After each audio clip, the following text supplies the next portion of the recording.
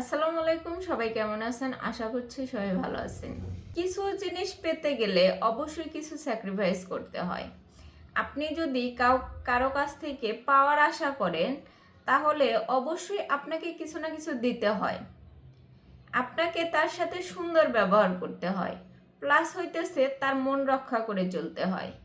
ধরেন যে আপনি কারো কাছ থেকে বেনিফিট পেতে চাইতেছেন, ধরেন যে আপনি কারো কাছ থেকে কিছু টাকা নেবেন। আপনি যদি তার সাথে খারাপ আচরণ করেন বা তার কথা মতো না চলেন বা তার অনুযায়ী না চলেন, তার সাথে যদি ঝগড়াঝাটির মতো বা তার বিপরীতে চলার চেষ্টা করেন, তার সাথে যদি খারাপ আচরণ করেন, তখন সে কি আপনাকে টাকা দিবে? না, অবশ্যই দিবে না। কারণ হইতেছে আপনি কিছু পেতে গেলে তার সাথে আপনাকে সুন্দর কথা বলতে হবে, তার সাথে আপনার ভালো ব্যবহার করতে হবে, প্লাস হইতেছে তার মন রক্ষা করে চলতে হবে। তারপরে গিয়ে এমন একটা সিচুয়েশন আসবে যেখানে গিয়ে সে সে আপনাকে যখন ভালো জানবে, তখনই সে আপনাকে কিছু না কিছু দিবে। যখন সে দেখবে যে না, আপনি তার সাথে খারাপ আচরণ করতেছেন বা তারকে আপনি পছন্দ করতেছেন না বা তার পছন্দ অনুযায়ী চলতেছেন না, তখন কিন্তু সে আপনাকে টাকাটা দিবে না বা সে আপনার উপকার করবে না। এটা হচ্ছে মানুষের মেন্টালিটির একটা ধরন যে আপনি যার সাথে সুন্দর ব্যবহার করবেন, যার কাছ থেকে কিছু পাওয়ার আশা করবেন, তার সাথেই আপনি সুন্দর ব্যবহার করবেন। যার কাছ থেকে আপনি পাওয়ার আশা করবেন না বা পাবেন না এরকমটা জানেন, তার কাছে কিন্তু কখনোই ভালো ব্যবহার করবেন না আপনি। এরকমটাই হয় সমাজের মধ্যে। দেখবেন বেশিরভাগ ক্ষেত্রে যারা বড়লোক মানুষ, যারা একটু ধনী পর্যায়ের মানুষ, তারা কিন্তু তাদের থেকে কম ধনী যারা বা তাদের থেকে গরিব যারা, তাদের সাথে কিন্তু ওইভাবে আন্তরিকভাবে মেশে না।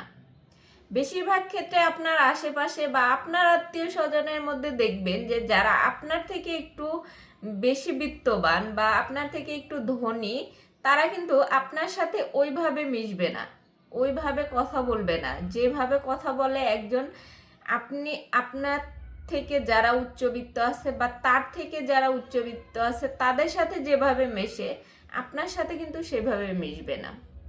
এটাই নিয়ম।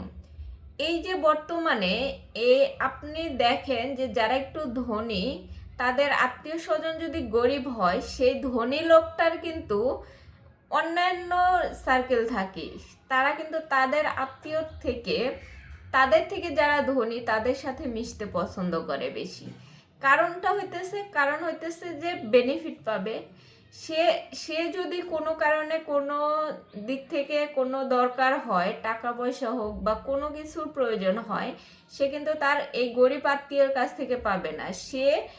তার যে সার্কেল তৈরি করছে একটা ধনী, সেখান থেকে পাবে। সেজন্য তার নিজের এই যে গরিব আত্মীয়র চেয়ে তার যে ধনী সার্কেলটা আছে সেটার কাছে সময় বেশি ব্যয় করে। এটাই হচ্ছে আমাদের সমাজের এক ধরনের একটা ট্রেন্ডেসি চলে আসছে, যে আপনি নিজেও খেয়াল করেন যে আপনার আশেপাশের যে মানুষগুলা, যারা ধনী তারা কিন্তু আপনার সাথে মিশে কম, আবার আপনার চেয়ে যারা গরিব তারা কিন্তু আপনার সাথে মিশতে চায়।